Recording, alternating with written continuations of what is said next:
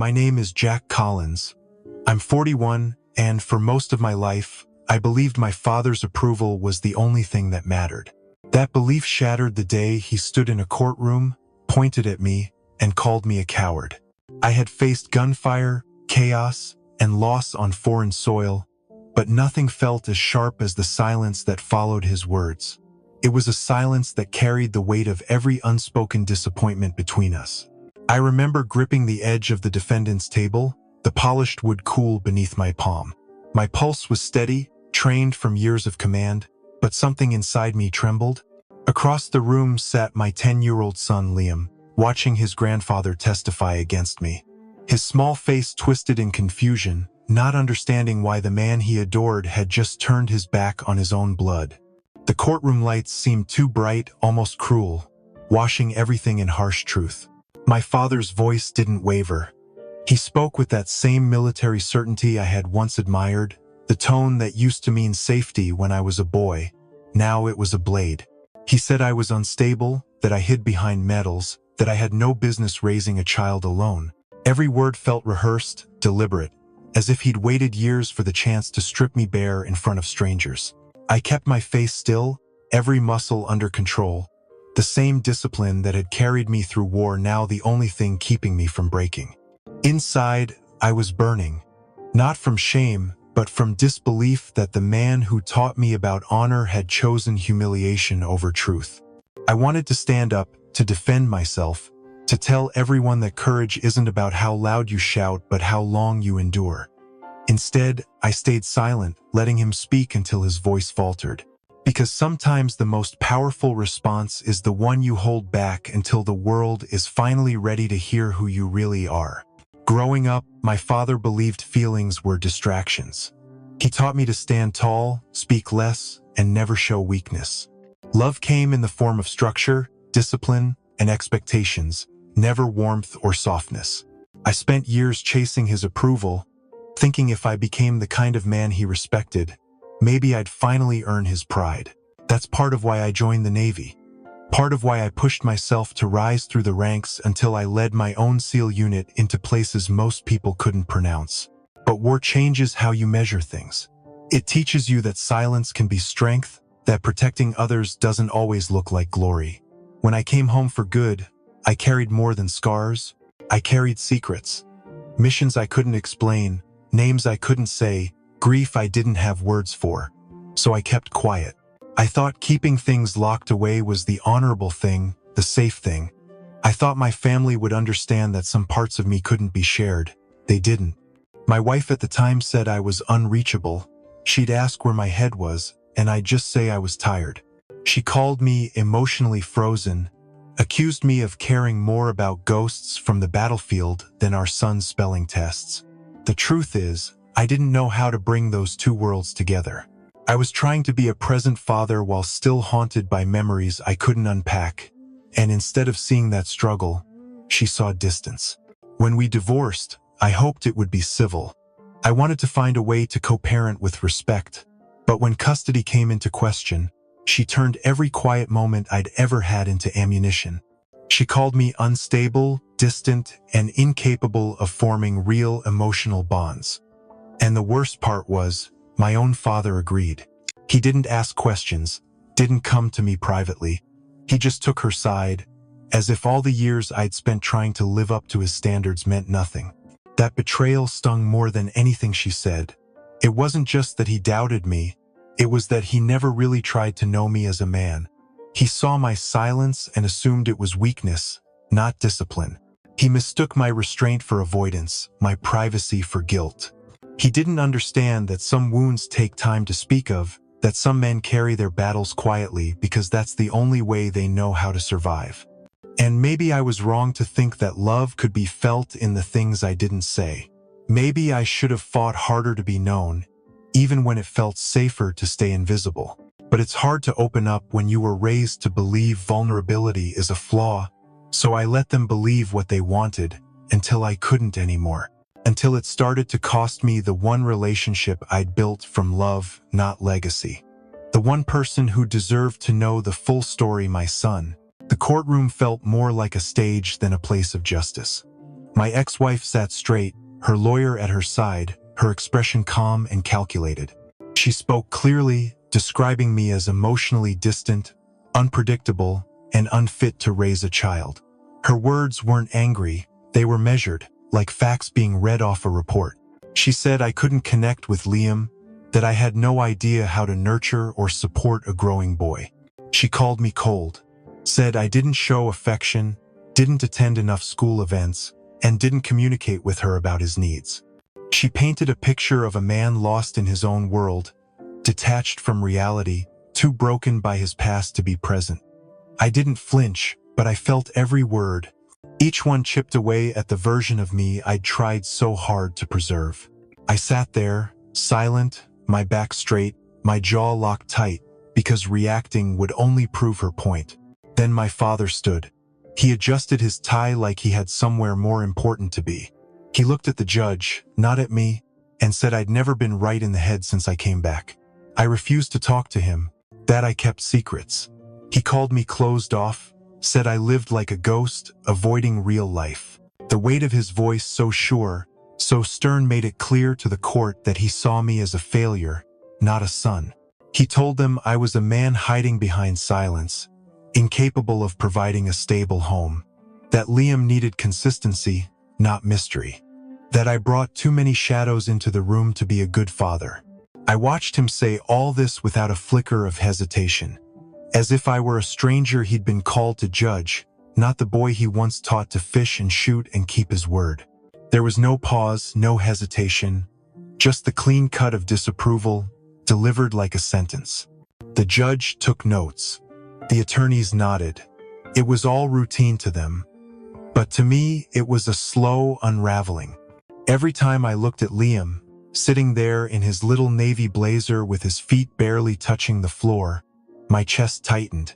His eyes kept bouncing between me and his grandfather, unsure who to believe. He didn't understand the rules of this war. He just knew something was wrong. Something hurtful and quiet and bigger than he could name. I wanted to speak, to stand and tell them that none of it was true, that I loved my son more than anything I could ever explain, that every decision I'd made had been to protect him. But I didn't. Not yet. I needed them to see the whole picture, not just react to emotion, so I waited. I let them finish their case, watched as they built their version of me out of shadows and guesswork, and I prepared to show them just how wrong they were. I stood slowly, adjusting my tie with deliberate care. The courtroom had gone still, waiting for me to respond to everything that had just been said. I looked at the judge, my voice steady, and asked for permission to call a witness. There was a flicker of confusion from the opposing counsel. They hadn't expected this. They thought they'd mapped out every angle, every defense, but they had missed one. The one man whose voice carried more weight than anything my father or ex-wife could muster. The doors at the back of the courtroom creaked open. A tall figure stepped inside, dressed in a crisp civilian suit that still couldn't hide the posture of a soldier. His hair was silver, cropped tight. His face was lined but firm. General Thomas Rourke, retired. Former commanding officer of Naval Special Warfare Group 2. He walked with slow, deliberate steps, like he'd done this before, but never for a reason quite like this. A collective hush fell over the room. My father turned, his confident expression slipping into disbelief. My ex-wife's attorney froze mid-note. Even the judge leaned forward slightly. Everyone knew his name. They just couldn't understand what he was doing there. I nodded toward the stand. General Rourke gave me the smallest nod in return before taking his seat, adjusting the microphone like he'd done it 1,000 times. I didn't say much. I didn't need to. Just introduced him, asked that he speak truthfully to the court about my service.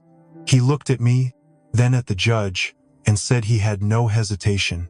My father's hands had clenched, his jaw locked. He was trying to piece together how someone like that was tied to the son he thought he knew so well. But it was too late. The room had shifted. The story they built around me had begun to crack, and the truth was finally stepping into the light. General Rourke cleared his throat and began with facts.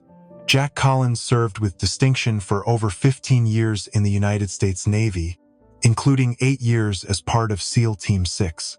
He led multiple classified operations, including a hostage recovery mission in eastern Syria that saved 24 civilians from imminent death. The mission was so dangerous that the odds of survival were estimated at less than 30%. Jack not only made it out, but every single member of his team came home. That kind of leadership, the general said, doesn't come from recklessness. It comes from clarity, composure, and unshakable discipline. He spoke of Jack's citations: Bronze Star with Valor, Navy Cross. Commendations that don't come with parades, only silence. Jack turned down interviews, rejected medals being publicly displayed, and asked for no press. Because he didn't serve for recognition, he served because it was his duty. And when he retired, he did so with full honors, a spotless record, and the respect of every man who'd ever worn the same uniform. The general paused. Then he said something that caught the entire courtroom off guard. Jack's current income exceeds $160,000 annually through a Department of Defense advisory position and private leadership consulting. He owns his home outright, no debt, no missed child support payments. His psychological evaluations, required quarterly due to the nature of his previous assignments, show no signs of instability or trauma-induced behavior. If anything, the reports described him as highly structured, emotionally disciplined, and deeply protective of those he cares about. My father shifted uncomfortably in his seat. My ex-wife stared at her hands. The courtroom was silent except for the general's voice, steady and slow, dropping truth like stone after stone into a still pond. Then came the final blow. General Rourke looked the judge in the eye and said that in 35 years of commanding elite soldiers, few men demonstrated the integrity and steadiness under pressure that Jack Collins did. He said Jack was the kind of man you trust in the dark, when lives are on the line. And if he trusted Jack with his team, he'd trust him with a child. I looked over at Liam. His eyes were wide, his mouth slightly open. I could see in that moment something shifting, not fear, not confusion, but understanding. This wasn't just his dad who picked him up from soccer. This was a man who had held the weight of lives in his hands and never once let it fall. I had spent years shielding Liam from that part of me, thinking it might scare him. But maybe what he needed was to see me whole. The room didn't cheer. There were no loud reactions. Just a stunned, breathless silence. The kind that comes when truth finally walks in and clears out every shadow. I turned to face him. The man who taught me how to stand straight, how to fight back tears, how to never let the world see you flinch. I looked at his face and realized I had spent most of my life trying to impress someone who never asked who I was. Not once had he asked what I'd seen out there, what I'd carried home, what it cost me to keep going. He thought silence meant weakness. He mistook discipline for emptiness. And today, he stood in a courtroom and tried to define me with that same blindness. You judged me by the version of man you believed I should be. And every time I didn't match it, you stepped back instead of stepping closer. You taught me how to take orders, how to push past pain, how to wear a uniform like armor. But you never taught me how to be a son around a man who only respected shadows of himself. I came back different. Of course I did. You can't walk through war and come back untouched. But I was never broken. You just never asked what kept me together. You assumed I was hiding. You assumed I was cold. But I was trying to be steady for my son, the way I never had it growing up. I didn't brag about my service. I didn't bring home the medals. I didn't tell you about the letters from families I helped save. Because I thought if I just lived well, you'd see it. But you were never looking for the man I became. You were looking for a version of you. And I wasn't it. You stood there today and told a judge that I wasn't fit to raise my son. Not because I failed him, but because I didn't fit your mold. You didn't see how I tucked him in at night, how I pack his lunch, how I sit in silence with him when he has bad dreams and wait for his breathing to slow. That's what parenting looks like, not medals, not speeches, just showing up every day with patience and love. You could have known all of that. You could have been part of it, but you never asked.